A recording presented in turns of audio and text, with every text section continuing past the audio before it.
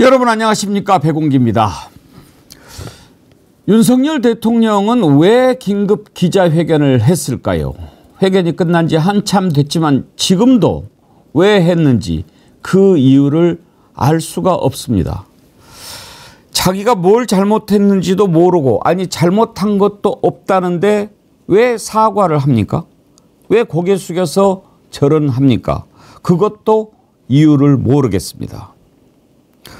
혹시나 했던 국민들은 또 한 번 허탈함을 넘어서 분노를 느끼고 있습니다. 내일 나오는 여론조사는 20을 넘기고 싶어서 그랬을까요?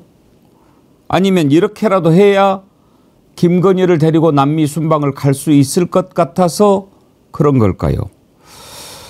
참 이해가 안 가는데 오늘 여러분과 함께 생각해보는 시간을 갖고 싶어서 긴급 특집 방송 윤석열 기자회견 집중 분석 준비했습니다. 두 분 패널 함께 하겠습니다. 박진영 민주연구원 부원장님, 김보엽 조국혁신당 대변인 두 분 나오셨습니다. 어서 오십시오. 네, 안녕하십니까. 박진영 원장님 오랜만입니다. 네. 잘 계셨죠? 잘 잊지 못합니다. 네. 윤석열 때문에? 예, 윤석열 치하에서 사는 게 만만치 않습니다. 예, 오늘 김보엽 대변인께서는 지방 일정도 있으시다고 했는데 이렇게 또 특집 방송을 위해서 일정까지 바꿔서 와주셔서 감사합니다. 오늘 목포 무안 쪽에서 조국혁신당이 하고 있는 탄핵다방 2호점 그게 있습니다. 제가 가서 진행을 해야 되는데 조국 대표 평소 소신이 정어리 TV에서 뭘 하면 반드시 나가라 그렇게 말씀하셔서 제가 그 일정을 취소하고 왔습니다. 감사합니다. 먼저 오늘 이제 기자회견 참 황당한데 그걸 좀 하나하나 따져보려고 합니다만 그 전에 두 분의 소감을 한번 좀 들어보고 싶어요. 먼저 김보엽 대변인님은 기자 출신이시니까 한번 기자회견 오늘 본 소감을 한번 좀 얘기해 주십시오. 재밌는 표현이 있던데요. 대국민 담화가 아니라 전국민 담화. 담이 왔다. 담이 오지 않았을까. 지켜본 국민들께서는 담이 왔을 거고 혈압이 올라간 분들도 많을 것 같습니다. 전 논평을 쓰면서 이런 담화, 이런 회견 도대체 왜 했나 이렇게 논평을 쓰고 왔는데요.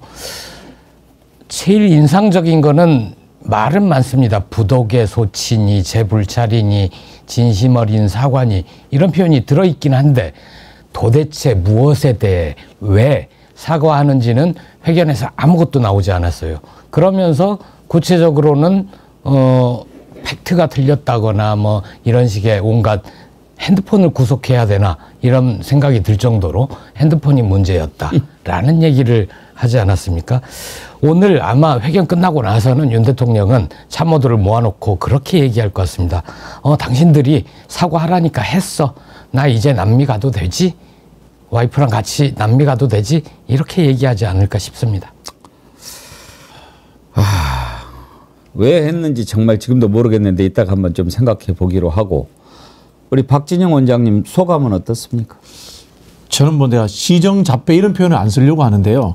시골 장터에 말 많은 아저씨가 막걸리 한 잔 걸치고 우리 집 가정사 한탄하면서 그래도 내가 와이프는 버릴 수는 없지 이 정도 수준 이야기를 하셨다. 그런 느낌이 들고요. 문재인 대통령이 원망스럽습니다. 갑자기. 어떻게 저런 사람을 검찰총장을 임명을 했습니까? 저런 수준의 사람을. 공사 구별이 아예 안 되는 사람 아니었습니까? 말씀하신 것처럼 핸드폰을 구속해야 되는 사람이고요. 내 와이프가 문제가 있으면은 부부싸움하면 해결하면 된다. 남의 와이프는 표창장 관련해 가지고 4년을 감옥을 살게 하고 내 와이프는 도이치모터스 주가 조작 의혹, 이채 양명주에 수많은 의혹들이 있는데도 부부싸움하면 끝낼 수 있다. 이게 공사 구별이 되는 운동입니까? 저는 뭐 검찰총장도 마찬가지고요. 서울중앙지검장도 해서는 안 될 사람이었고 고위직 검사도 해서는 안 되는 사람이었다. 애초에. 그런 사람이 그런 임명직으로 대한민국에서 고위직까지 올라갔다는 것도 한탄스럽다. 이런 생각까지 들었습니다. 예, 두 분 소감을 들어봤는데 여야 반응이 나왔지. 혹시 녹취는 준비가 됐습니까? 예, 준비되면 알려주세요.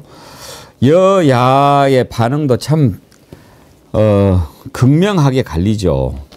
민주당에서는 조승래 수석 대변인이 시종일관 김건희 지키기에만 골몰한 대통령의 모습이 오늘 기자회견이 누구를 위한 자리인지 똑똑히 보여줬다. 알맹이 없는 사과, 구질구질한 변명, 구제불능의 오만과 독선으로 넘쳐났다.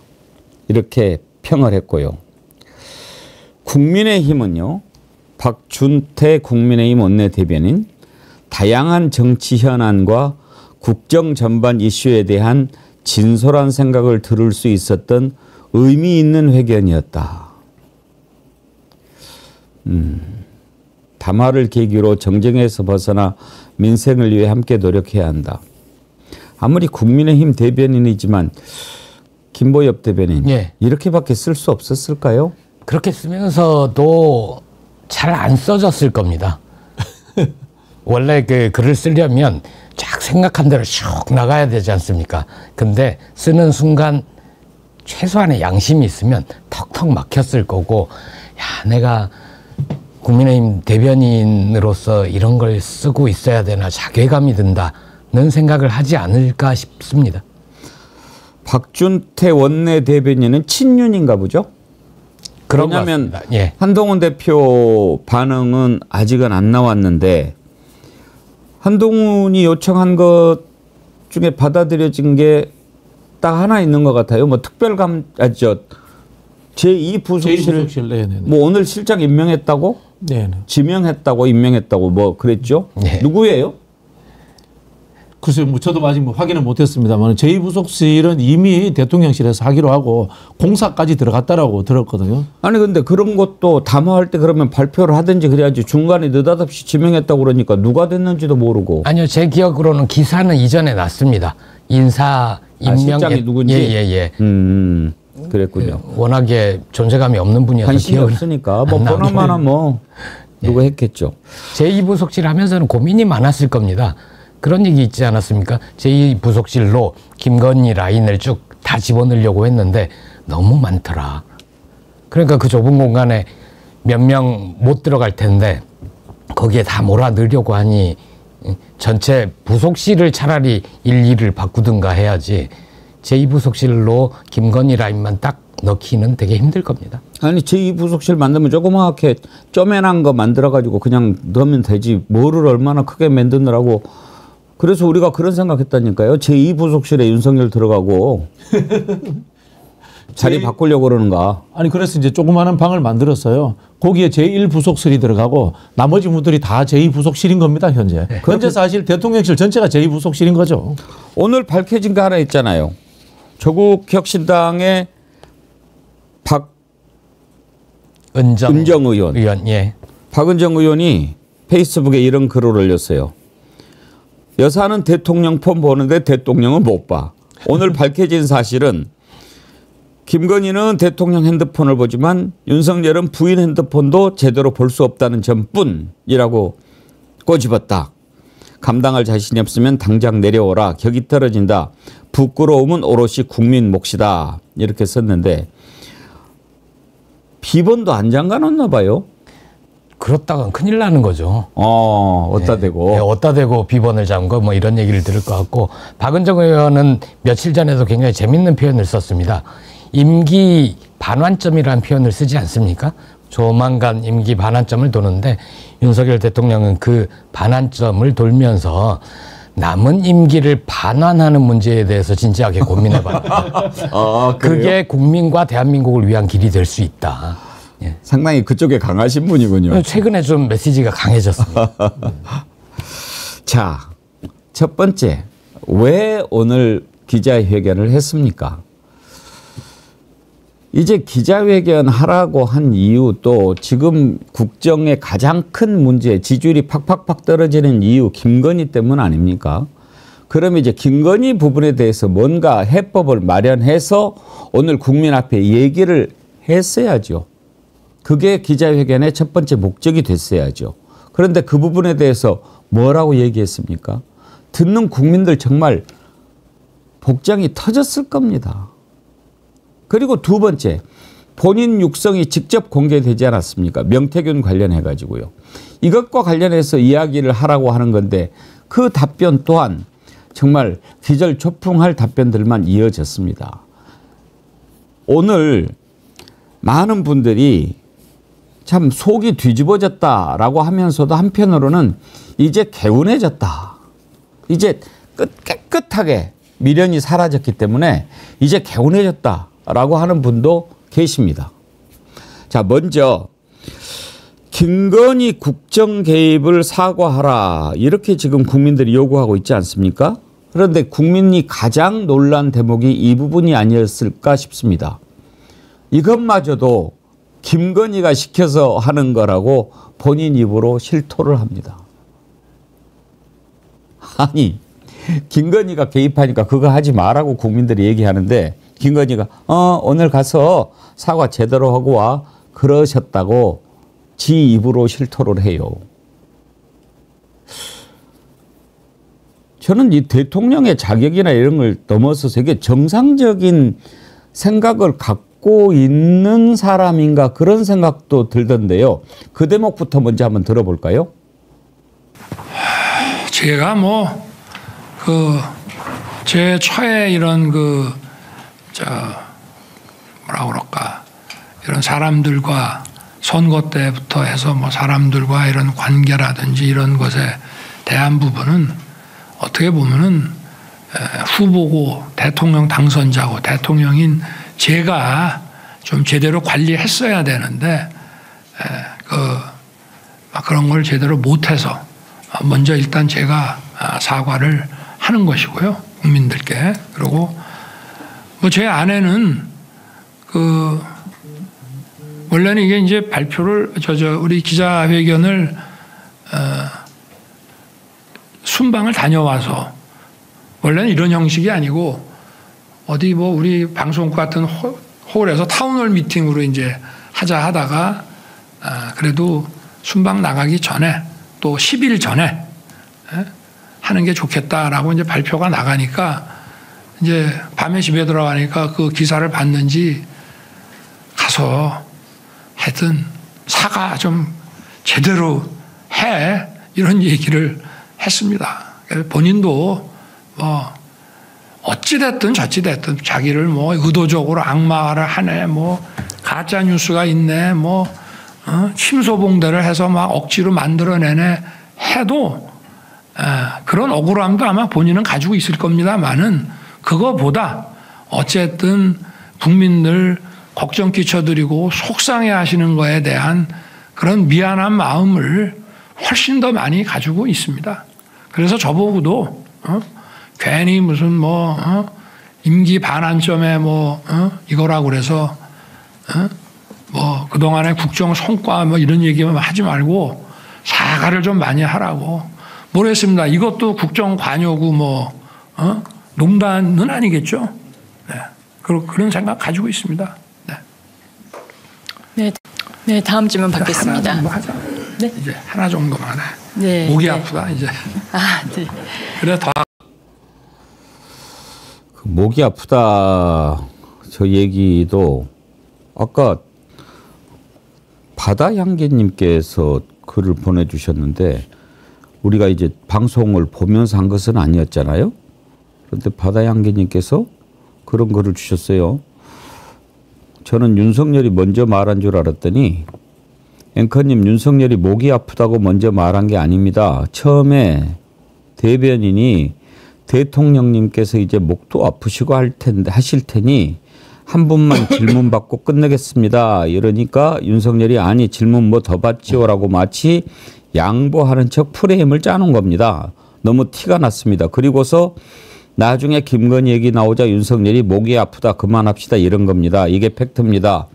아이고 변함없이 님이 아이고 바다향기님 열받는 중에도 자세히 보셨네요.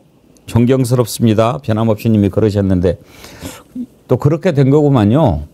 근데 자 그렇다고 치고 저걸 맨 마지막에 이런 것도 국정 개입이고 국정 농단입니까? 라고 자기 딴에는 유머를 쓴다고 쓴 건데 사과라고 하는 지금 가장 중요한 결단을 하는데 그것도 내 마누라가 시켜서 했다 이렇게 얘기를 하는 거 아닙니까? 그렇죠. 지금 한동훈 대표조차도 이야기하는 것이 사과와 그다음에 김건희 여사의 수사하라. 뭐 요 정도까지는 한동훈 대표도 이야기했습니다. 민주당은 핵심이 이제 특검인 거고요. 거기에 대한 대답이 없어요. 거기에 대한 대응책을 그러면은 김건희 여사가 사과 기자회견으로 제안했다. 이렇게 해석이 되지 않습니까? 이것도 국정 개입 같은데요. 특히 만약에 김건희 여사의 의중이 이 기자회견을 하는 프로세싱이 반영되어서 회의 자료로 만들어지고 의견을 수렴했다. 또는 그 과정에서 여론까지 하나 청취해봤다. 그렇다면 이건 역시 저는 김건희 여사의 국정 개입 의심이다. 라고밖에 볼 수 없고요. 제가 대통령실에서 이제 들은 첩보들이 몇 가지 있습니다. 자, 왜 20일 이후에 하기로 했던 이 기자간담회를 앞당겼느냐. 예. 첫 번째, 김건희 여사가 마음 편하게 남비순방 가기 위해서. 두 번째, 한동훈의 3대 요구에 너무 기분이 나빠가지고 즉각 대응해야 되겠다는 생각 때문에. 세 번째, 추경호 등이 친윤들의 모아온 의견을 전달했기 때문에. 자, 이 세 가지 이야기를 들어보겠습니다. 추경호 의원의 친윤들의 생각을 모아왔다. 이게 국민의힘의 주요 당무입니다. 한동훈의 의견도 주요 당무입니다. 남비순방은 국가적인 어젠다입니다. 자, 이런 부분들이 연관되는 것을 김건희 여사가 일정 조작하고 기획했다. 사과 간담회로.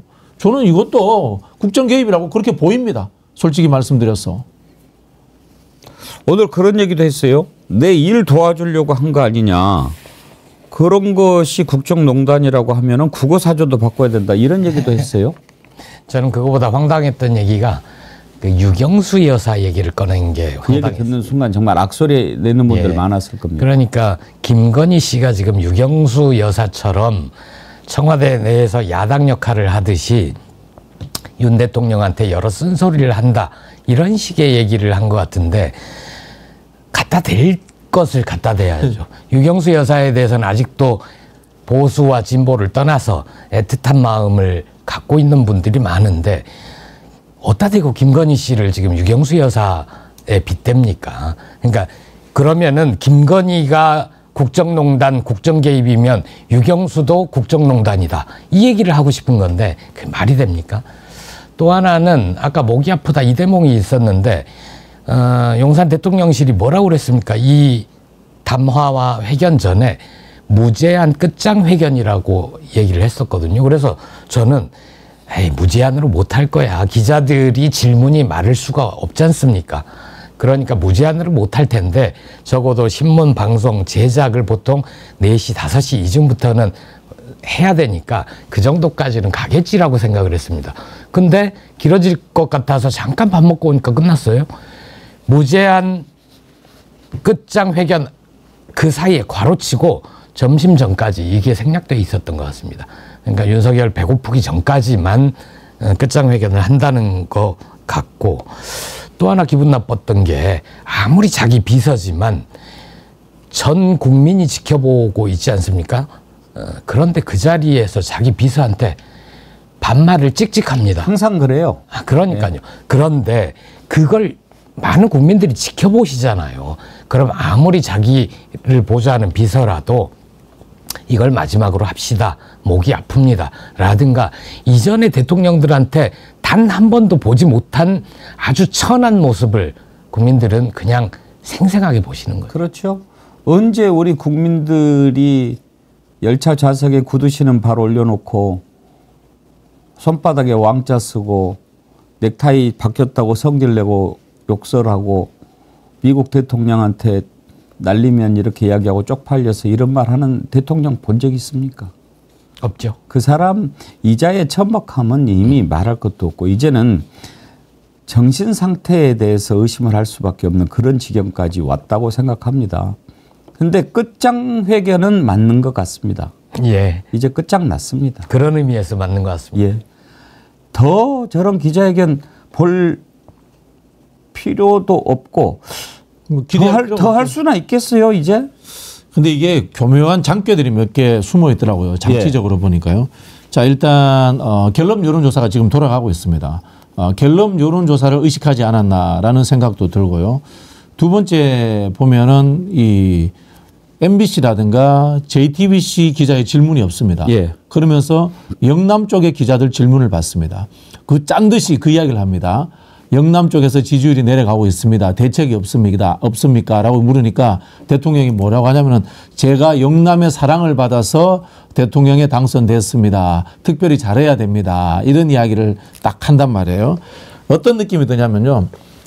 내일 갤럽 여론조사가 나오면은 전에 19%보다 더 떨어질 수 있으니까 이 보수층들이 기자 간담회를 보도록 함으로 인해 가지고 여론조사 보수층들의 응답률을 높이겠다라는 하나의 잔꾀. 그래서 영남 이야기를 계속 끄집어내 가지고 그쪽에서 응답률이 높아져서 지지율이 견뎌졌으면 좋겠다. 지지대를 만들겠다라는 이런 잔꾀가 숨어 있지 않나라는 저는 그런 의심을 해봤고요. 그리고 사실 이게 보통 나오고 나면 민주당에서 논평을 냅니다. 그리고 여당에서도 논평을 냅니다. 이렇게 되면 어떻게 되냐면 진보 보수의 논평에 의한 프레임 대결이 만들어집니다.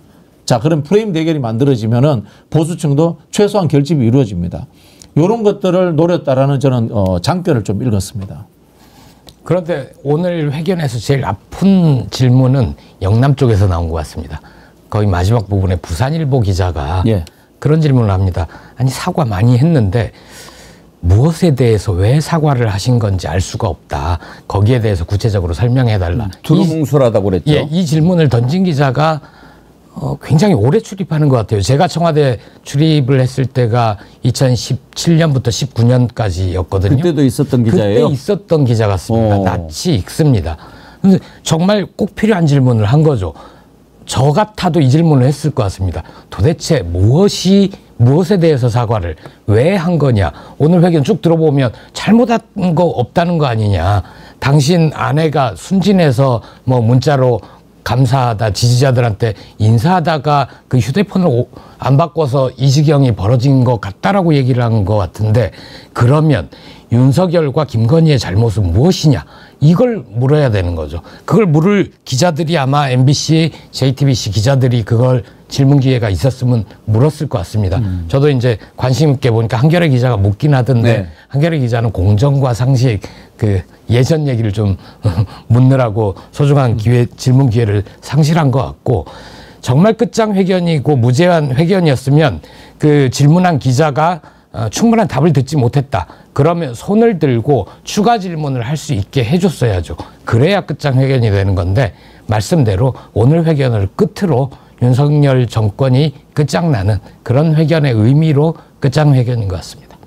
아까 박진영 원장님이 그 지적하신 부분 저도 공감하는 게 박지원 의원도 오늘 아침 방송에서 내일 지지율은 좀 오를 거다 이렇게 전망을 하더라고요. 그러니까 분명히 이제 그 부분을 딱 어루만져가지고 왜 기자회견을 했냐. 이제 우리가 생각할 때는 도대체 왜 기자회견을 했는지 모르지만 그렇게 결정한 배경에는 아까 세 가지도 있고 아마 내일 갤럽 여론조사가 나올 것을 염두에 둔 것도 있을 거예요.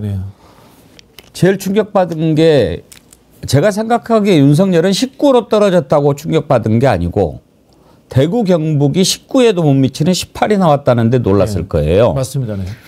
계속 20% 왔다 갔다 했는데 본인이 뭐 29나 19, 20이나 19나 뭘 신경 쓰겠어요. 근데 대구 경북이 빠진단 말이에요. 20이라도 있어봐야 어떻게 내가 좀 버텨볼 텐데.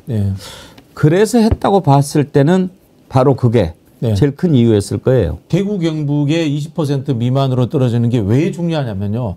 그 여론에 대해서 국회의원들이 반응합니다. 그게 두려운 거예요. 실제로 좀 제가 이제 TK 출신 아닙니까? 이제 PK나 TK 출신 국민의힘 의원들하고도 제가 좀 교류를 좀 합니다. 이분들이 윤석열 대통령 진짜 싫어요. 진짜 싫어요. 뭐 친윤이 친한은 제가 보기에 헛껍데기예요. 친한은 제대로 싫어하는 것도 아니고 오히려 영남에 오랫동안 정치하신 분들이 싫어하더라고요. 근데 이분들이 움직이고 싶어도 여론이 동해줘야지 움직이잖아요. 박근혜 대통령 예를 들어볼게요. 박근혜 대통령 마지막 지지율이 5%까지 떨어졌습니다.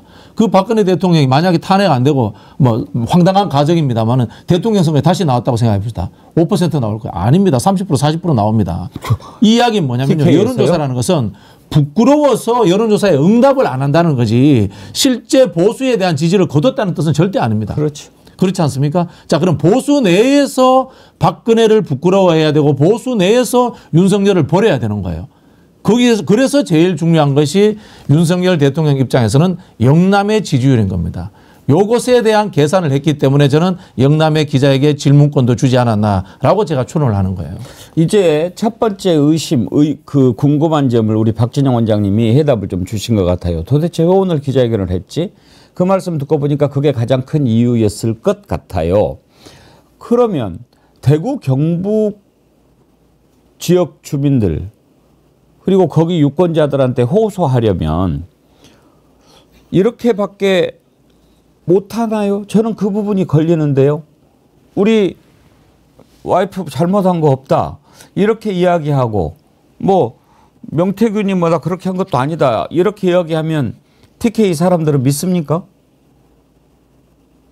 믿지 않죠. 그래서 오늘 제가 봤을 때 윤석열 대통령이 전략적으로도 두 가지 미스를 한 게 김건희 여사를 옹호한 것과 그다음에 아까 말씀하신 것처럼 유경수 여사를 꺼낸 것은 영남 쪽의 민심에도 호응하지 못하는 그런 하나의 미스를 범했다라고 보여지고요. 실제로 영남 쪽의 민심을 호응을 하려면은 민주당을 공격했어야 되거든요. 그런데 이걸 못했어요. 이게 오늘 저는 전략적인 가장 큰 미스였고 저는 민주당이 오늘 뭐 논평을 냈습니다마는 실제로 민주당이 윤석열 대통령의 기자회견을 가지고 갑론을박을 하면서 계속 공격할 필요는 없다는 생각이 들어요. 왜냐하면요. 그러면은 국민의힘에서 이재명 대표권 꺼내가지고 또 싸움을 걸어옵니다. 그럼 진짜 정쟁으로 프레임으로 갑니다. 이럴 때는 어떻게 해야 되느냐. 명태균 씨라든가 다른 사람이 가지고 있는 녹취록 하나 까버려야 돼요. 녹취록 하나 까버려가지고 이것을 진보 보수의 대결의 문제, 민주당과 국힘의 대결의 문제가 아니라 상식의 문제, 보편적 공정의 문제로서 윤석열과 국민의 대결 구도로 프레임 전환을 만들어내야 됩니다. 오늘 왜 했나? 그러니까 이제 지금 한 3가지 정도 나옵니다. 김건희 감싸기 뭐 이거 나올 거고, 그다음에 김건희 데리고 남미 가기 위한 목적. 그다음에 내일 있을 여론조사 발표에 영향을 미치려고 하는 목적. 그리고 이제 또 하나 주목하는 게 명태균 관련입니다. 왜냐하면 명태균 때문에 지금 딱 목이 걸렸지 않습니까? 그런데 내일 명태균 씨가 창원지검에 출석을 한단 말이에요. 그래서 오늘 뭔가 좀 신호를 보내야 될 필요가 있다. 지금 통화하기는 힘들 상황 아니에요? 그래서 했을 거다라는 얘기들이 나왔는데 아니나 다를까 윤석열 담화 직전에 명태균이 또 신호를 보냅니다. 뭐라고 페이스북에 글을 올렸냐면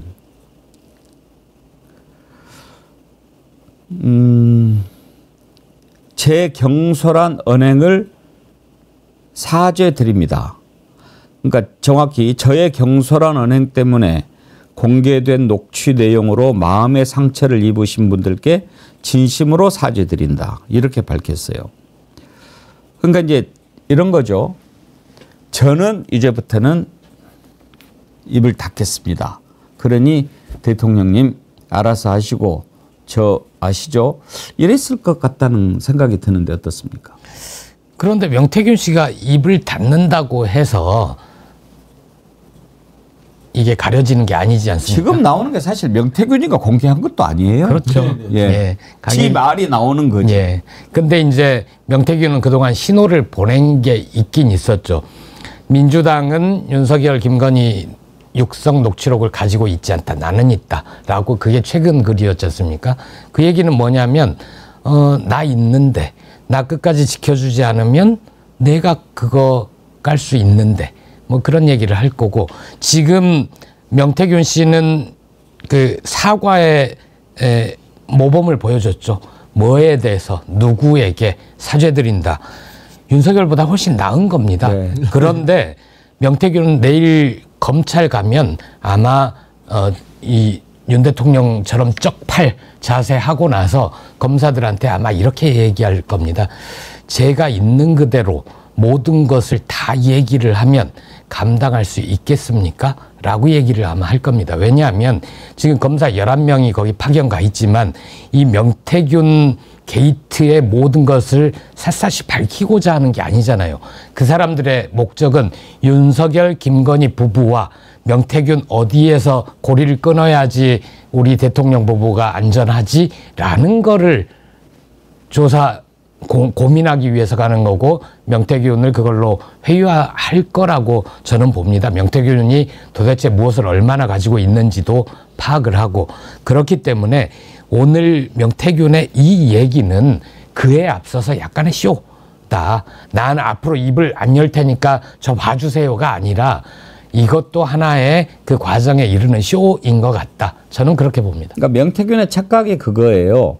지금 나와서 이렇게 윤석열 부부를 공격하고 있는 멘트 녹취들이 자기가 공개한 게 아니고 자기가 그동안 자랑하고 다니면서 흘렸던 것들이 이제 공개가 되는 건데 본인이 이제 신호를 보내는 건 그거죠.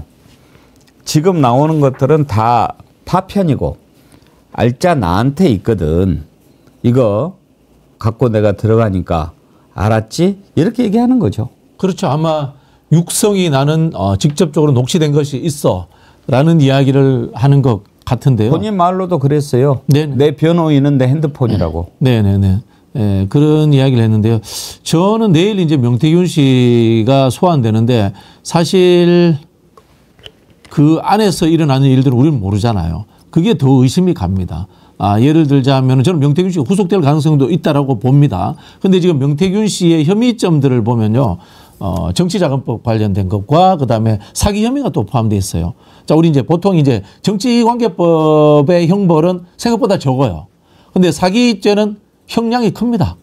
자, 이른바 형량 딜 이런 이야기들이 오갈 수도 있고요. 지금 또 그다음에 우리 시청자 여러분들이 잘 아셔야 될 게 명태균 씨가 소환받는 첫 번째 게 뭔가면요. 뭐 대통령 선거 때 81번 여론조사하고 여론조사 비용을 안 받았고 그걸 통해서 김영선 의원이 대가성으로 공천받았다. 이 내용이 아니에요.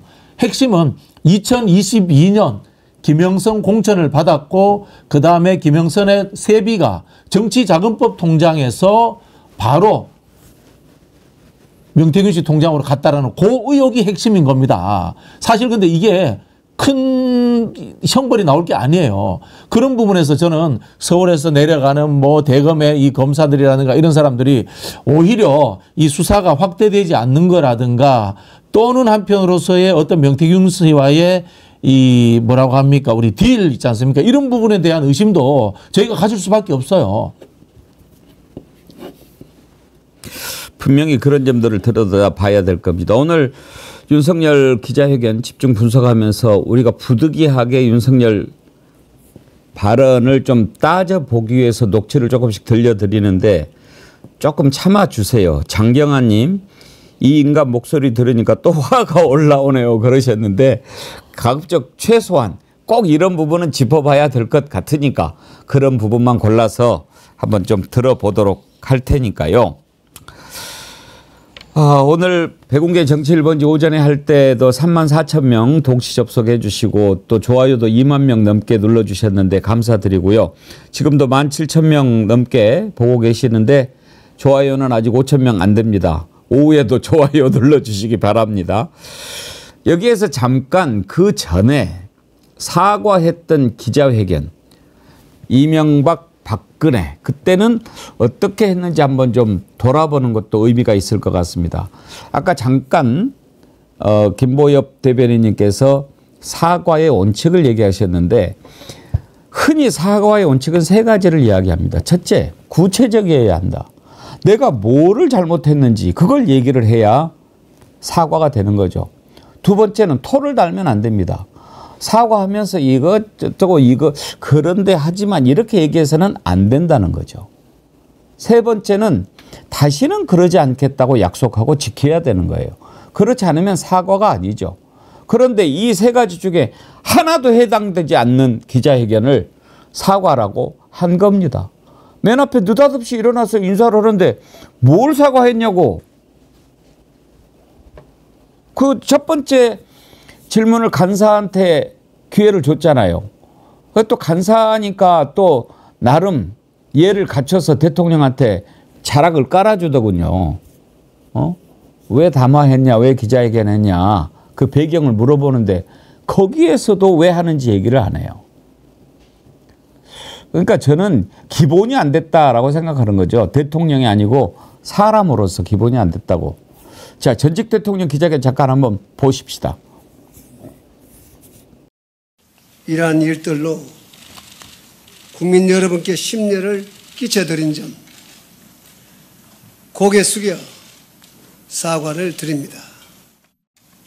오직 겸허한 마음가짐과 사의우의의 각오로 더욱 성심을 다해 일하겠습니다. 존경하는 국민 여러분, 먼저 이번 최순실 씨 관련 사건으로 이루 말할 수 없는 큰 실망과 염려를 끼쳐드린 점 다시 한번 진심으로 사과드립니다. 무엇보다 저를 믿고 국정을 맡겨주신 국민 여러분께 돌이키기 힘든 마음의 상처를 드려서 너무나 가슴이 아픕니다. 저와 함께 헌신적으로 뛰어주셨던 정부의 공직자들과 현장의 많은 분들, 그리고 선의의 도움을 주셨던 기업인 여러분께도 큰 실망을 드려 송구스럽게 생각합니다. 국가 경제와 국민의 삶에 도움이 될 것이라는 바람에서 추진된 일이었는데 그 과정에서 특정 개인이 이권을 챙기고 여러 위법 행위까지 저질렀다고 하니 너무나 안타깝고 참담한 심정입니다. 이 모든 사태는 모두 저의 잘못이고 저의 불찰로 일어난 일입니다. 저의 큰 책임을 가슴 깊이 통감하고 있습니다. 그러니까 김보엽 대변인이 예. 적어도 두 대통령 기자회견을 우리가 봤는데 저걸 보고 국민들 마음이 움직였느냐 안 움직였느냐는 별개로 하더라도 두 대통령 할 때는 사과하는 것 같이 보이지 않습니까? 사과하는 것처럼 보이죠.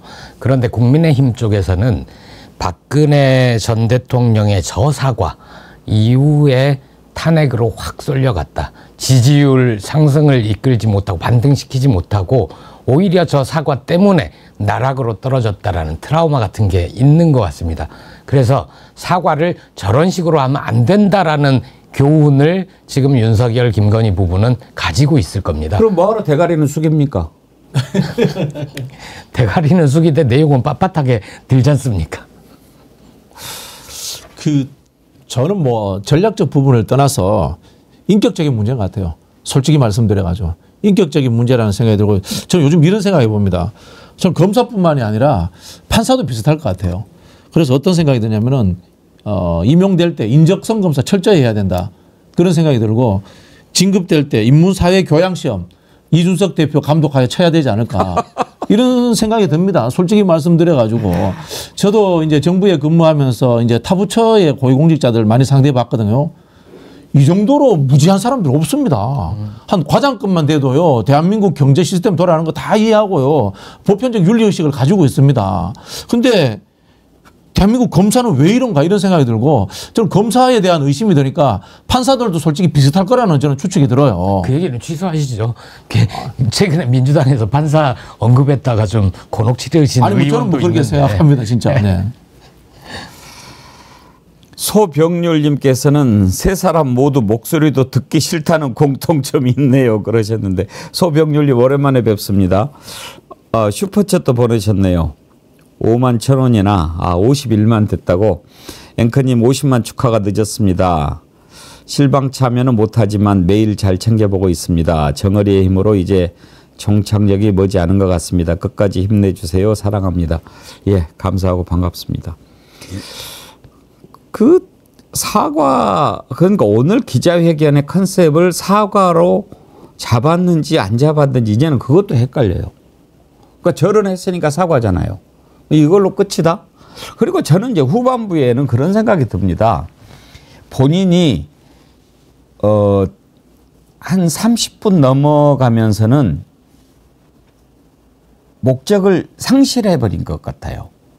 그러니까 처음에 30분간은 이게 사과 기자회견이지 내가 절도 하고 거기에 대해서 하고 이렇게 하자. 그 대신 너무 깊이 하면 안 되겠다 하다가 갑자기 한 30분쯤 되면서 이제 풀어져 버려가지고 자기 스타일이 나와버리는 거예요. 오케이, 오늘 그러면 끝장하긴 하기로 했으니까 내가 내 얘기 좀 길게 하겠습니다라고 하면서 막 나온 게 이제 핸드폰 내 거 썼다 뭐 이런 것까지 막 다 이제 스스로 막 자백이 나오는 거 아니에요? 그 저기 동네 아저씨가 이제 막걸리 제법 그렇죠. 드시고 이제 네. 풀어진 거죠. 평소에 그렇죠. 습관 1시간에 59분 이야기하는 게 나와버린 거죠. 이거는 저기 끝장 토론이 아니라 끝장 변명인 거죠. 내 하고 싶은 이야기 다 하는 거죠. 뭐 원래는 내가 하고 싶은 대로 살았는데 뭐 그런 느낌으로 흘러가 버린 거죠. 그래서 제가 이제 인성과 자질 문제를 근본적으로 따져봐야 된다는 이야기를 안 할 수가 없는 거예요. 네.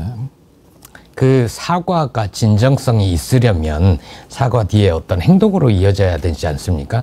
그게 뭐냐면 조국 대표는 이 회견 앞에 딱 키워드 3가지를 제시를 했습니다. 예. 사과, 자백, 약속. 네, 사과는 안 됐죠. 말이라도 사과라는 표현을 쓰기는 했지만 안 한 거고, 자백, 아무것도 하지 않았습니다. 내가 뭘 잘못했는지, 김건희 씨가 어떻게 국정 개입했는지, 공천에 개입했는지, 자기 말까지도 부정하면서 자기 육성 녹취까지도 부정해버리고, 그건 단순한 의견 개진이다 이러고 있는 거 아닙니까? 약속이라는 건 뭐였냐면 특검이었습니다. 김건희 종합특검법, 최혜병 특검법, 이거 받아라. 받겠다라고 국민께 약속을 해라. 그래야지 앞에 이 사과가 진정성 있는 것으로 평가가 되는데, 이자는 특검은커녕 한동훈 대표가 얘기하는 특별감찰관 얘기도 언급이 없지 않습니까? 그래서 그 말과 행동이 이어지지 않는 거여서 이건 사과가 아니다. 고개를 숙인다고 사과가 아니다. 재불찰이고 부독의 소치고, 이거는 다 그냥 뜬소리인 거죠. ORCA 스토리님, 오르카 스토리인가요? 마누라가 핸드폰 봤다고 한 걸 보고 미쳤냐 했다고 하는 대통령, 그들의 대화가 상상됩니다. GV 제네 실수. 아이디 재밌는 거 쓰신데. 이분 제가 처음 뵙는 것 같습니다. GV 제네 실수. 술 기운 떨어지니까 본심 나옴. 하여튼 뭔가 후반년 가면서는 이제 본인도 본인 좀 정리가 안 되는 것 같더라고요. 옆에 있는 참모들 얼마나 조마조마했을까 싶습니다. 저는 그전에는 참모들도 이게 윤석열하고 거의 생각이 똑같아서 저 모양인가 했더니 김대남 얘기 들어보면은 대통령 꼴통이라고 하고 그렇죠. 안에서 이놈들이 판단은 다 하고 있었더라고요. 네네. 우리 대통령 완전 또라이야 이거 저그들이 생각하고는 있는 거예요. 말을 안 해서 그렇지. 그래서 지금 윤석열 대통령에 붙어 있는 사람들이 뭐 보수도 아니고 극우라는 표현도 저는 고급지다라는 생각이 들고요. 그냥 권력형 해바라기들.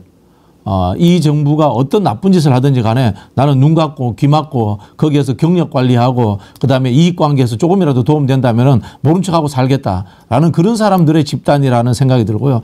제가 농담 비슷하게 이야기합니다. 친일파 청사는 못했더라도 친윤파 청사는 기필코 해야 된다. 그래서 저는 윤석열 정부가 끝난 다음에 친윤 임명사전도 만들어야 되지 않을까. 뭐 그런 생각까지 듭니다. 네. KK 코리아님 혹시 아시는 분이에요? 박진영 교수님? 네네네. 박진영 교수는 2024년 10월까지 조사에서 이 시대 최고 정치평론가로 선정된 분입니다. 장성철, 김종대 씨를 누르고 1위에 랭크된 이유는 하나같이 정론이라는 주관식 질문 응답이란 점이 중요합니다. 조사 방식, 참 역사 2만 회원 대상 주관식 질의 응답 내용, 자세한 내용은 중앙선관위와 무관한 역사회 자체 여론조사라는 사실 알려드립니다. KK 코리아님을 모른다고 했어야죠. 재밌는 분이네. 네.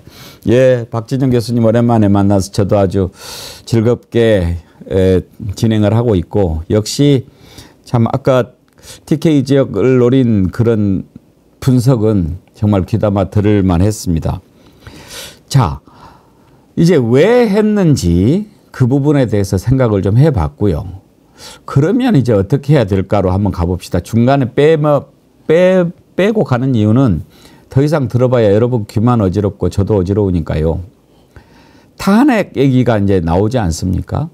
탄핵에 대해서 본인이 뭐라고 얘기했는지 그것도 한번 좀 들어보고 생각을 합시다. 세상에 그러면 왜 그런 얘기가 나왔는지 내가 나를 돌아보고 있다 이런 얘기가 나와야지. 뭐 미국도 대통령 탄핵된 사례가 없다는 둥. 나 참. 그거 혹시 준비됐나요? 한번 들어봅시다. 저는 그런 면에서 국회도 생각을 한 겁니다. 올해도 보십시오. 뭐 특검에 뭐 대통령이 임명한 공직자 무슨 뭐 특검이라고 하죠. 탄핵 소추라고 하는 것은 그거는 아주 중범죄에 해당하는 사람들한테 원래 하는 겁니다. 예외적인 조항인 거. 세계 어느 나라를 보십시오. 미국은 헌법재판소가 없고 하원에서 탄핵 발의를 하고 탄핵 소추를 하면 상원이 결정을 하는데요. 미국 대통령 중에 여소야대는 수도 없이 많았지만 탄핵당한 대통령 하나도 없습니다. 그러니까 뭐든지 아주 예외적으로 이렇게 하는 건데 이런 거를 막 남발하고 특검법을 이미 다 수도 없이 조사한 거 그것도 뭐 특검법을 저렇게 반복해서 같은 거 반복한다에 뭐 하니까 그냥 어디 소문만 자기들이 낸 거를 또 붙여가지고 계속 막 거기다가 참 뭐 동행명령권 막 남발하고 그래서 저는 이렇게 생각합니다. 국회에 오지 말라는 얘기다 이거는. 그래서 제가 안 간 것이지 어떻게 보면은 국회를 존중하고 대통령과 국회가 그 시간만이라도 어쨌든 그냥 대통령 얘기 듣고 저도 그래서 예를 들면 시정연설이라든가 이런 내용을 적을 때 정말 그 야당을 자극하거나 야당에서 불쾌하게 생각할 만한 얘기들을 하나도 안 넣고 정말 고맙다는 얘기만 넣어서 2번 다 했거든요. 그러면 오늘 탄핵 발언과 관련해서는 그래도 탄핵 쇄빙선 조국혁신당의 대변인님이 먼저 좀 평가를 해 주셔야겠습니다. 탄핵에 앞서서 일단 그 얘기 드리고 싶은데 역대 대통령 중에도 가족, 친인척 문제로 고민을 많이 하셨던 분들이 많잖아요. 김영삼 대통령, 김대중, 노무현, 이명박, 박근혜 전부 다 친인척 아들 문제로 고민을 했고 특검을 수용하거나 김영삼 대통령 당시에는 특검이 없었으니까 검찰에 철저하게 수사해라. 내 아들 구속영장 쳐라. 이런 얘기까지 하지 않았습니까? 이분들과 윤석열의 차이는 뭘까? 이걸 고민해 봤거든요. 최소한 앞에 거론한 박근혜까지도 이분들은 대통령 자리가 어떤 자리인 줄 알고 공적인 행위를 해야 된다. 내 주변 인사로 인해서 어려움이 있을 때는 특검을 하든 뭐든 해야 된다는 걸 아는 거죠. 그 아는 이유는 뭐냐면 최소한 대한민국을 중시하기 때문입니다. 국가와 정부가 존속을 해야 되고 내가 어떤 어려움에 처하더라도 국민들이 그런 의욕을 갖고 있으므로 그래 일단 수용을 한다는 건데 윤석열이라는 사람은 정부, 대한민국, 국민보다도 제 아내를 앞세우는 겁니다. 그 뭔가 쉬었거나 아니면 뭐라고 합니까? 이 가스라이팅을 당해서 아내, 마누라 얘기 아니고서는 아무것도 듣지 않는 지배당하는 거 아닌가라는 의심이 들 정도고요. 아까 그 대구 경북 지지율 얘기가 나왔으니까 생각나서 말씀드리면 11월 2일 지난주 토요일에 조국혁신당이 첫 했죠. 탄핵 집회 대구에서 했습니다. 저희가 음료 1000잔 정도를 준비해서 지나가는 시민들한테 음료를 드리고 조국혁신당의 주요 정책을 설명하는 자리를 가졌거든요. 1시부터 이 1000잔이 소진되는 데는 한 4시 10시까지 3시간 정도는 해야 될 거다라고 준비를 해갔는데 그게 3시 전에 다 동났어요. 2시간 만에 그만큼 시민들이 많이 오셨고 그분들이 하시는 말씀들이 윤석열 모질이 머저리 마누라 폭에 쌓여서 아무것도 못하는 쫄보 이런 표현들을 직접 쓰시고요. 좀 점잖게 말씀하시는 분들은 대바대바라는 말을 하시더라고요. 대바대바? 대구가 바뀌면 대한민국 바뀐다. 즉 보수에서 윤석열을 버리면 대한민국 전체에서 버리게 돼 있다. 그 말씀을 점잖게 하셨습니다. 조국 혁신당은 일찌감치 탄핵을 기치로 내세웠죠. 7월 20일에 조국 대표가 전국 당원대회에서 대표로 수락연설을 하면서 윤석열 정권 퇴진, 탄핵에 나서겠다. 탄핵의 강을 건너겠다. 헌정 중단으로 인한 손해보다 헌정 중단으로 인한 실익이 훨씬 크다라는 판단을 내렸다라는 표현을 썼었고요. 그래서 7월 25일에 3년은 너무 길다 특별위원회 별칭 탄핵 추진위원회를 만들어서 그때부터 대통령 윤석열의 탄핵 사유들을 모으고 법리 검토를 꾸준히 해왔습니다. 그리고 11월 중에 탄핵 소추문 국회에서 이제 작성해야 되지 않습니까? 탄핵 소추문의 초안을 공개할 예정입니다. 그래서 저희는 그 초안을 공개를 해두고 저희만으로는 발의할 만한 능력이 안 됩니다. 12석밖에 안 되니까. 그래서 그 초안에 대해서 전문가들, 국민들, 다른 정당의 의견을 덧붙여서 완성도 높은 탄핵소추문을 만들어서 결국은 국회에 탄핵소추안을 제출하겠다. 이런 계획을 가지고 있습니다. 네. 박지정 원장님이 TK이신데 TK 주민들이 보수지만 어느 지역보다도 우리는 애국자들이야. 그런 애국심이 좀 강한 분들 아닙니까? 자부심도 대단하고. 원래 이 우리 TK 정서라는 게 뭔가 하면요. 경우와 염치라고 이야기합니다. 염치가 있어야 된다. 경우에 어긋나지 마라. 이게 이제 TK들이 이야기하는 보수의 품격인데 지금 윤석열 대통령 부부가 보여주는 것은 그거 완전히 어긋나거든요. 그런 부분에서 저는 TK도 언젠가는 그 윤석열 부부를 버릴 수 있다라는 생각이 드는데 문제는 보수의 대안이 있어야 됩니다.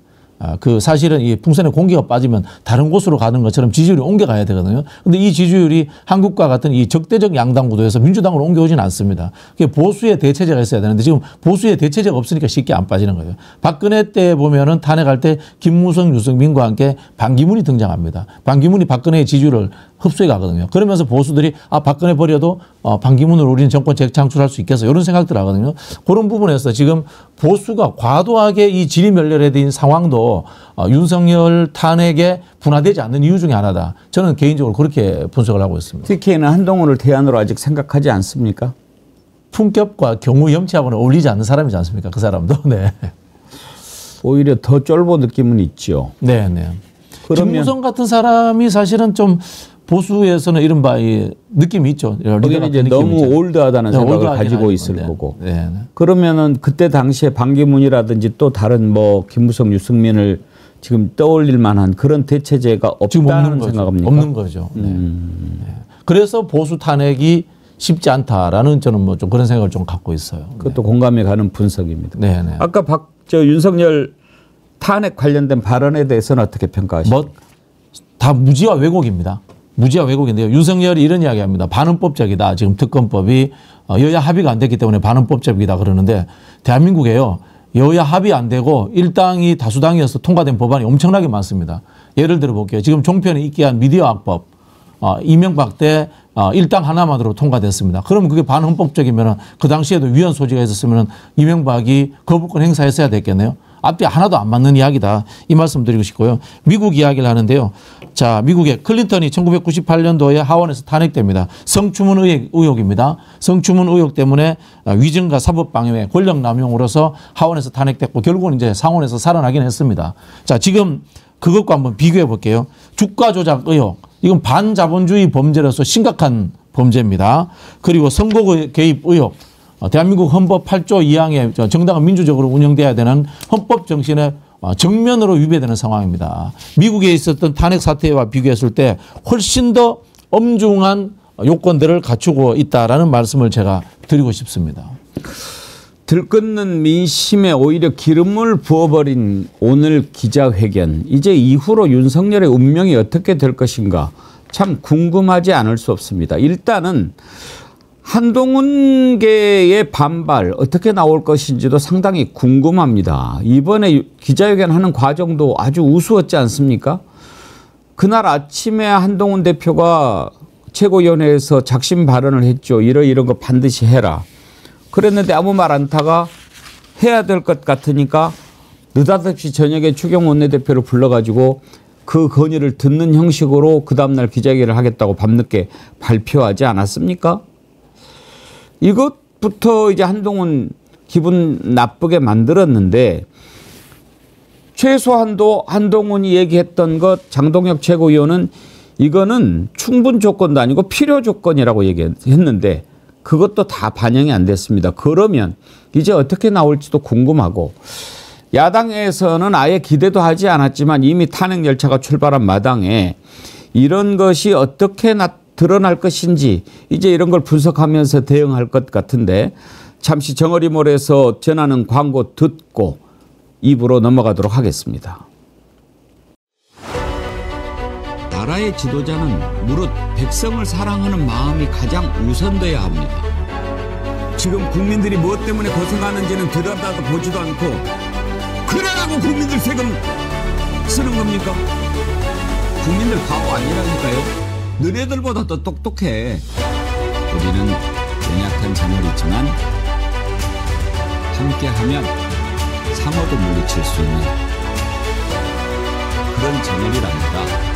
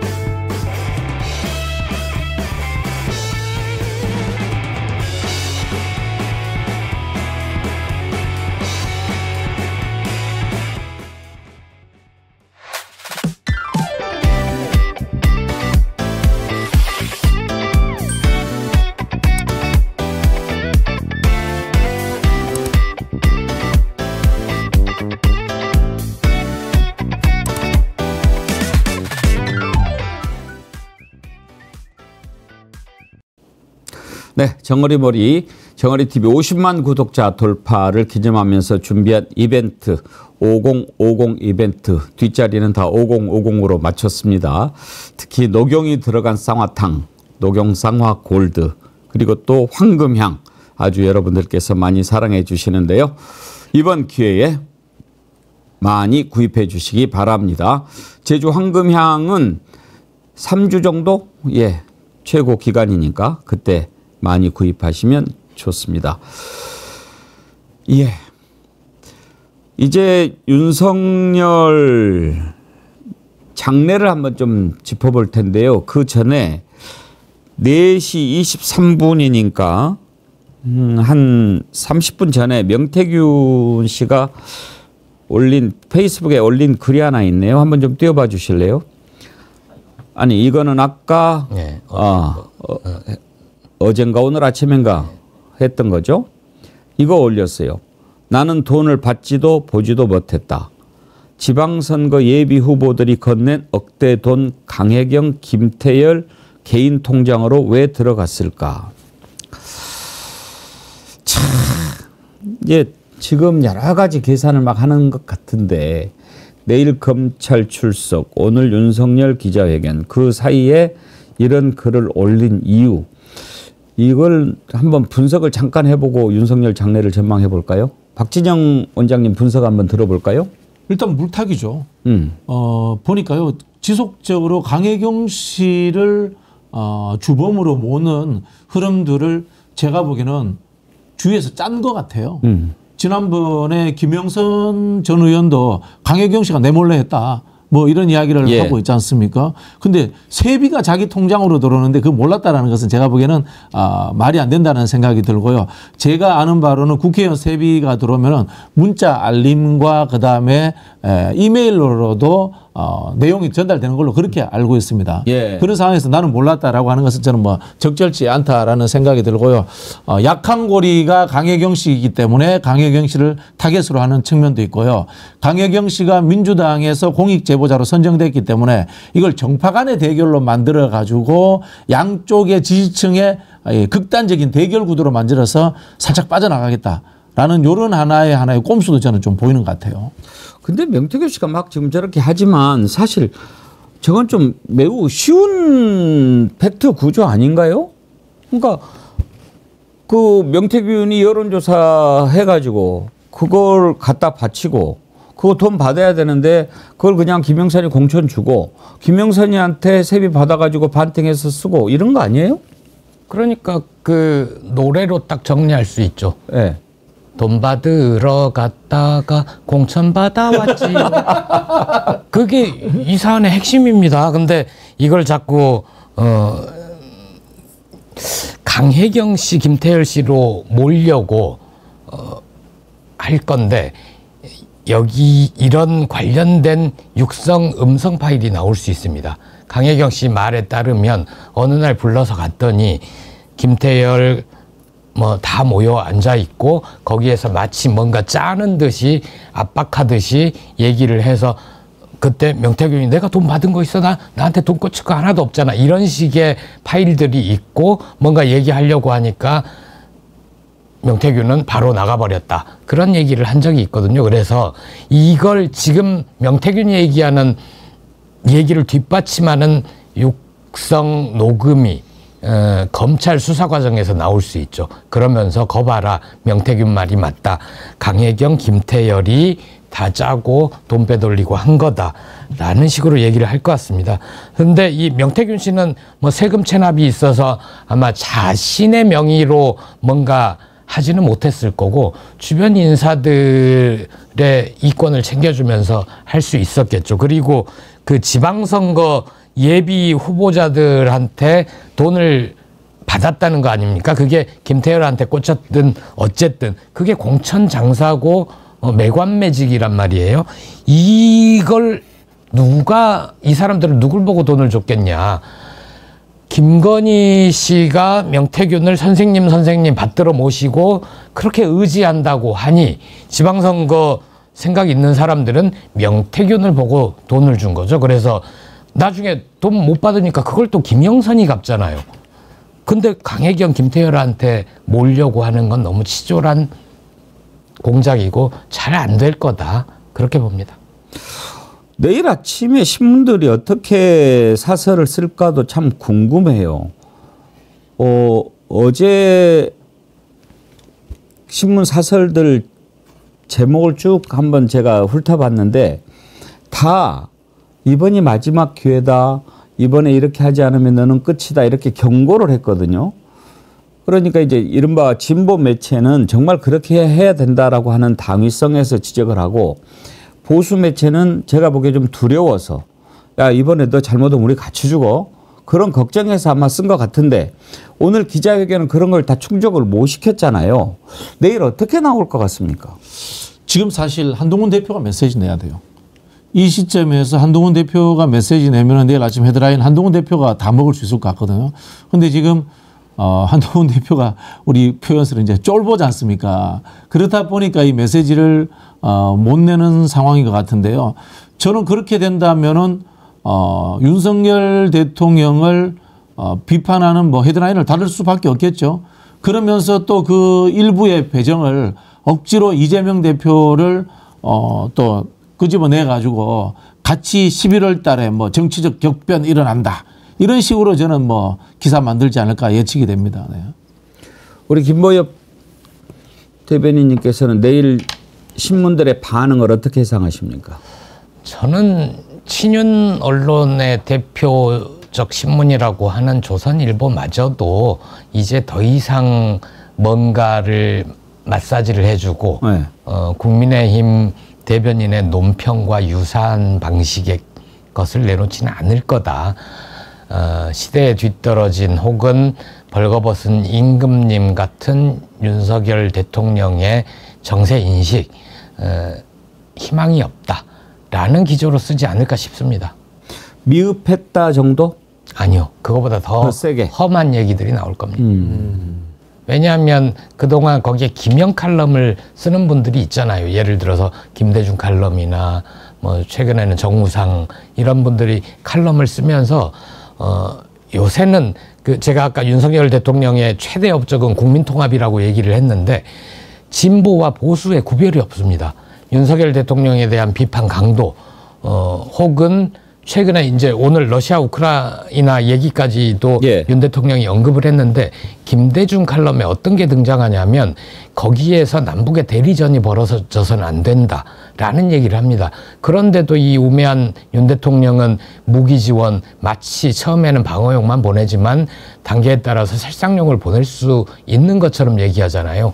그 살상용 무기 누가 만듭니까? 남한의 비슷한 연령의 노동자들이 만든 무기가 먼 땅에 가서 북한의 비슷한 연령대의 군인을 죽이는 데 쓰이는데 거기에 대해서 아무런 느낌 없이 그냥 그 자유진영의 뭘 위해서라면 우리 살상무기 지원할 수 있다는 식으로 얘기하는 저 어리석은 대통령을 김대중마저도 꾸짖거든요. 버릴 겁니다. 제가 생각하는 민심은 이제 너는 끝났다 하거든요. 그런데 과연 내일 그 정도까지 쓸 수 있는 신문 매체가 있을까 궁금하네요. 그래서 이제 제가 앞서 말씀드린 것처럼 한동훈이 잘해야 된다라는 이야기가 보수 일반 또는 뭐 극우 일간지들은 민주당 정권으로 넘어오는 것을 막아야 된다 이런 생각을 하거든요. 그럼 뭐냐. 대체제가 있어야지 시원하게 윤석열을 끌어내리자라고 그 사람들도 입장 변화를 할 것 같거든요. 그래 한동훈 역할이 중요한데 이 한동훈이 지금 정치적 이 경험이 짧은 건지 아니면 쫄보인 건지 이 역할을 전혀 못하고 있는 거죠. 이제 정리합시다. 그러면 앞으로 윤석열의 운명이 어떻게 될까 참 궁금합니다. 이걸 마지막 기회라고 생각했던 국민들 또 보수 매체들까지 잘해라 이제 기회 없다라고 했는데 이렇게 해버렸어요. 전략이었는지 아니면 전략은 제대로 짰는데 마지막에 그냥 자기 흥분에 빠져가지고 실수를 했는지는 모르겠지만 아무튼 경상도 말로 한다면 오늘 기자회견 영파이라.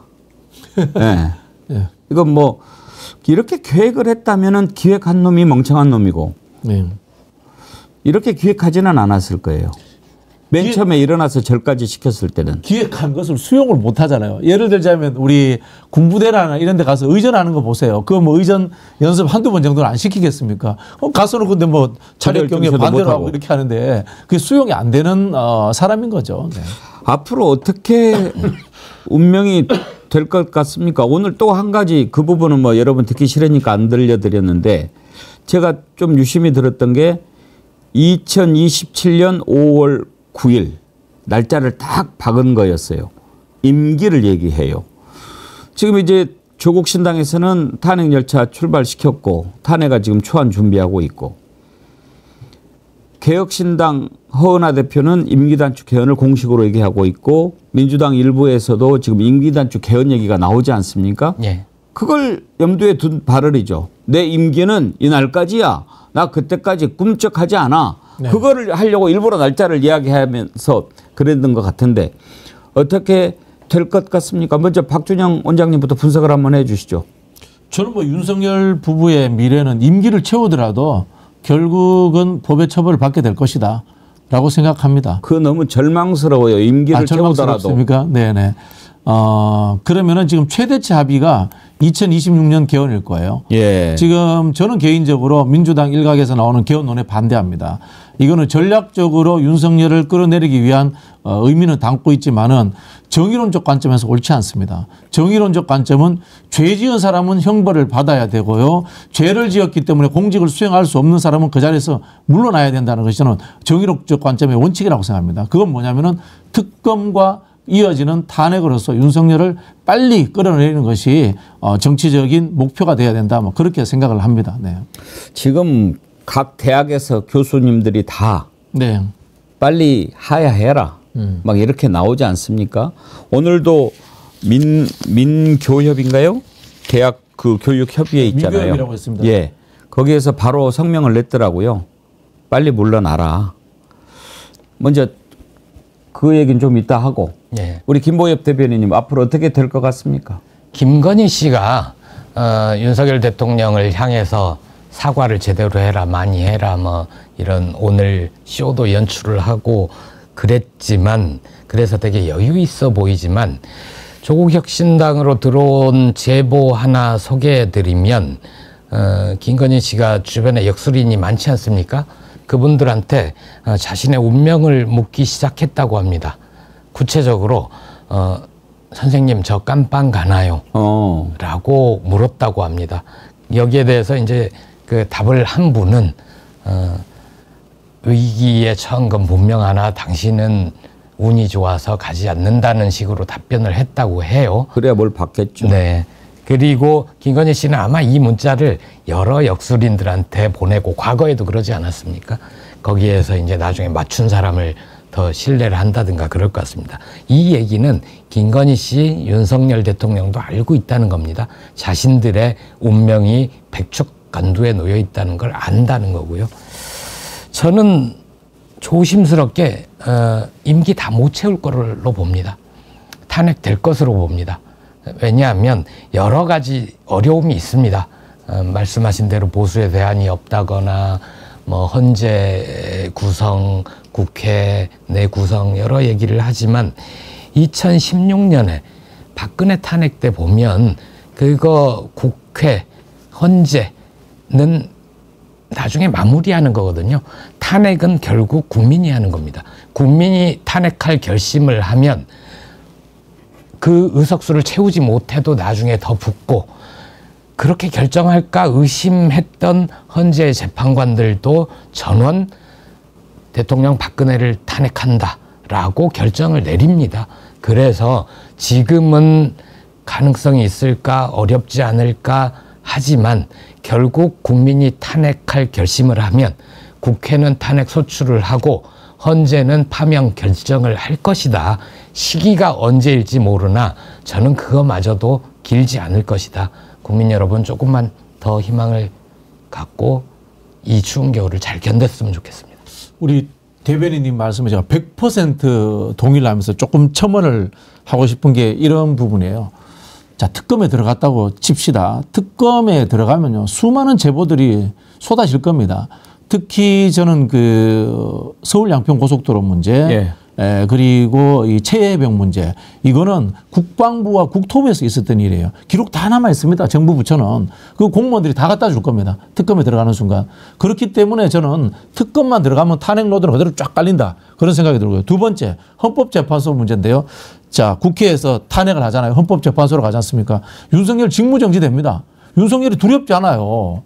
수많은 제보들이 형법적으로 중범죄에 해당되는 거지 진짜 쏟아져 나올 겁니다. 헌법재판소 재판관이 아무리 친윤이더라도 그 많은 증거 앞에서 딴소리를 할 수 없는 상황이 저는 벌어질 거라고 봅니다. 그래서 저는 우리가 탁상공론처럼 의원 숫자 세는 그런 전략적 접근이 아니라 우리 대변인이 말씀하신 것처럼 탄핵은 국민이 하는 것이고 국회의원들은 그 도구로서 절차적 완성을 까는 것이다라는 생각을 기본적으로 가져줬으면 좋겠습니다. 역시 민심이죠. 민심이죠. 네, 민심을 거역할 수는 없는 거죠.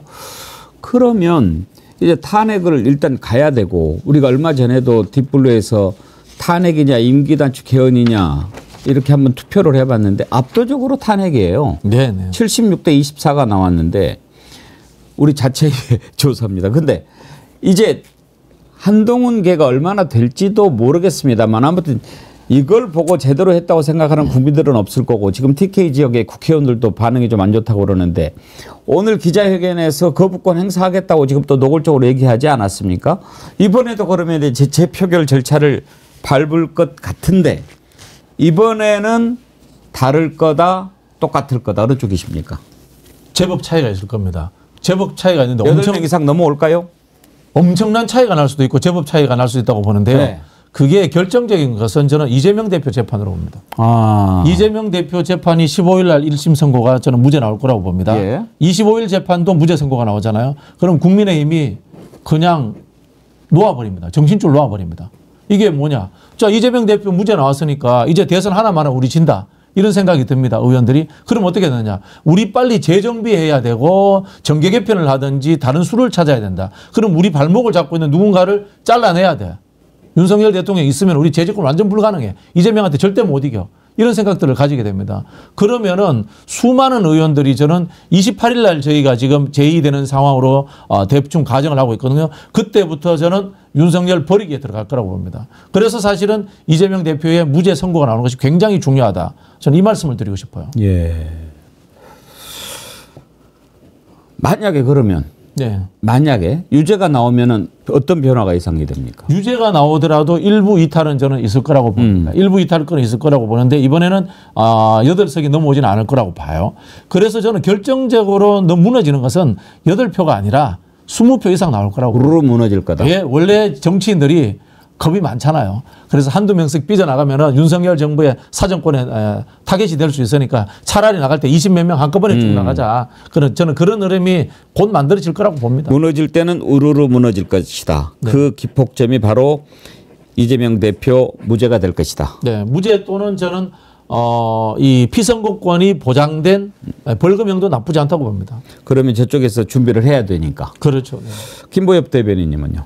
저는 국민의힘 쪽에서 11월 격변설 얘기를 하면서 이재명 대표 유죄 나면 마치 자신들한테 굉장히 유리한 환경이 조성될 것 같다라고 조성된다라고 얘기하는 걸 보고 이해가 안 갔거든요.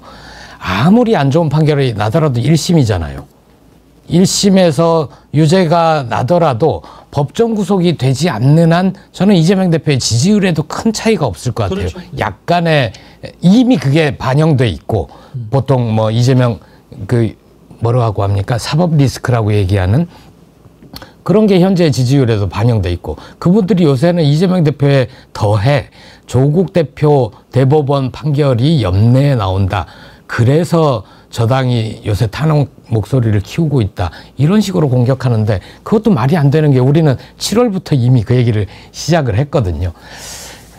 저도 넘어올 때는 확 넘어온다는데 동의를 합니다. 왜냐하면 물론 다릅니다. 특검에 대한 찬반과 탄핵소추안에 대한 찬반이 다르긴 할 겁니다. 그 당시에 2016년 연말 12월에 제 기억으로는 민주당 쪽이 170석이 안 됐는데 나중에 가결은 234석이 됩니다. 60, 70 정도가 이렇게 붙어가지고 확 통과가 됐던 거거든요. 특검도 비슷할 수가 있죠. 특검법도 재의결할 때 저는 조심스럽게 원래는 사고로 한동훈 대표가 국민의힘 대표가 늘 사람들 모을 때 20명으로 모으잖아요. 20명 안팎으로 모으는 이유가 보여주기 위한 거죠. 나 교섭단체 정도는 돼.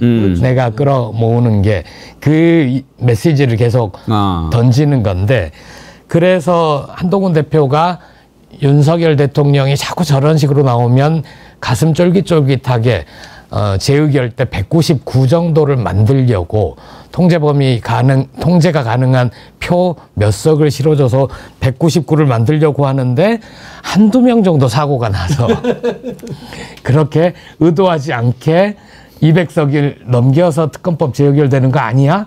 지난번에도 저는 그런 생각을 했었는데 이번에도 마찬가지로 이번에 특검법은 확 넘어오지는 않겠지만 가결 가능성이 있다. 재의결을 하면 저는 그렇게 봅니다.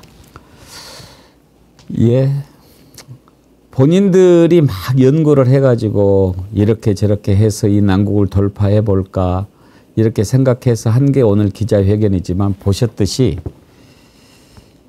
진심이 담기지 않은 사과는 국민들이 알아차리고 받아들이질 않습니다. 예. 입에 발린 소리를 해도 안 받아들일 건데 뭐 말도 안 되는 개소리, 헛소리, 잡소리를 하고 있는데 어떤 국민들이 마음을 열어주겠습니까? 잠시 오전 한때 귀를 더럽혔다고 생각하시고 이제 민심이 얼마나 무서운 것인지 보여줄 때가 됐습니다. 오늘 윤석열 기자회견 저희가 특집방송으로 준비를 했는데 이렇게 많이 참여해 주시고 함께해 주셔서 감사합니다. 함께하면 됩니다. 함께하면 해낼 수 있습니다. 함께하면 바꿀 수 있습니다. 오늘 또 이렇게 많이 또 슈퍼챗도 보내주셨는데 두 분 보내드리고 소개해드리도록 하겠습니다. 함께해 주신 박진영 민주연구원 부원장님, 김보엽 조국혁신당 수석대변인님 두 분 수고하셨습니다. 감사합니다. 감사합니다. 네. 먼저 나라의 지도자는 무릇 백성을 사랑하는 마음이 가장 우선돼야 합니다.